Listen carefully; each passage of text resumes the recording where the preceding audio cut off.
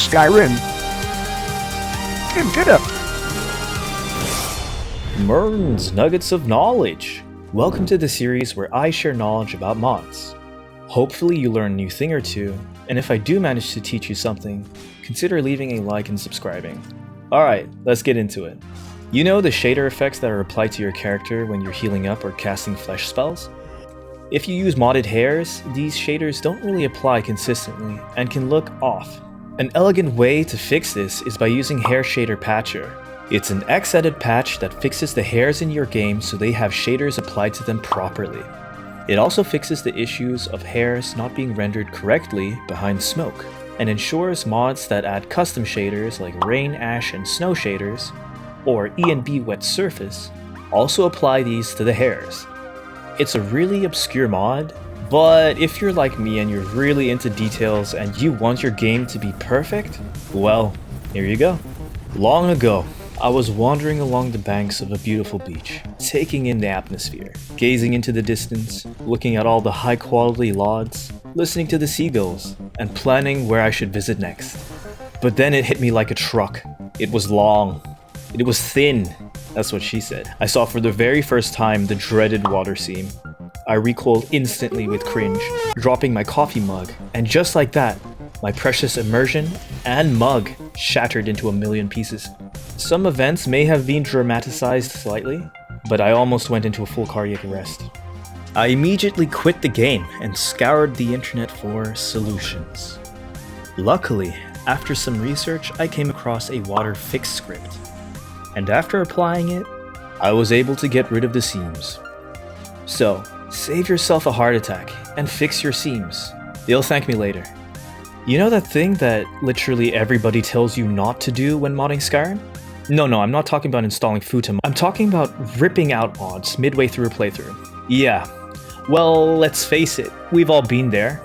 I don't know, let's say you've got a level 50 character and you've been using TK dodge, but you really want to use the ultimate dodge mod instead. Some of us might not want to restart the entire game, just install or try out some mods. Alright, I'm not recommending you to do this, as it's not the safest thing to do, but here's an option. You could use ReSaver to clean your saves when you uninstall certain scripted mods. To do this, make a save. Uninstall the mod that you want to uninstall, like TK Dodge in this example, then load the save that you just made. If you uninstalled a mod that contained an ESP, a warning will pop up. You can ignore this for now. Remain in the save for a minute or so, then make a new save. Open up ReSaver and load the save that you want to clean. Go to Clean, remove unattached instances, then remove undefined elements. Save the save as a new name and load it up in the game. You have now cleaned your save. However, just know that there are limits to this method, and if you really start to rip out large mods, you can encounter some issues and you might even corrupt your save file. Another thing to mention is that the new clean saved you saved is actually removed from your character selection group. And also, if you were just to make new saves using the clean save that you just cleaned, it would also not be grouped with your character. However, if you want the new saves to be grouped when in the character selection menu, simply load the save, open the console, and enter the Show Race menu command. Then exit out, renaming or keeping the same name for your character. Now, saves you make will start to be grouped up again. Unfortunately, they won't be grouped up with the saves from your character from before you clean the save, but hey, at least they'll be grouped. Some of you might benefit from this knowledge, but you know, you can actually allow Skyrim to continue running in the background when you're tabbed out of it.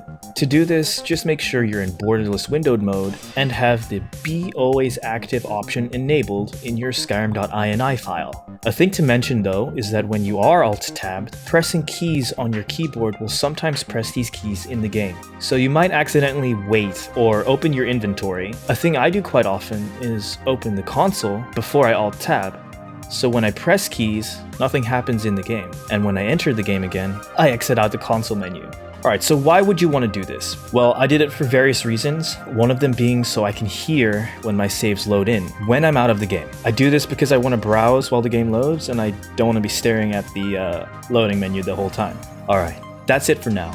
Leave a like and subscribe if I helped you out, and consider supporting the channel on Patreon. Take care, and take it away, Bonzi buddy.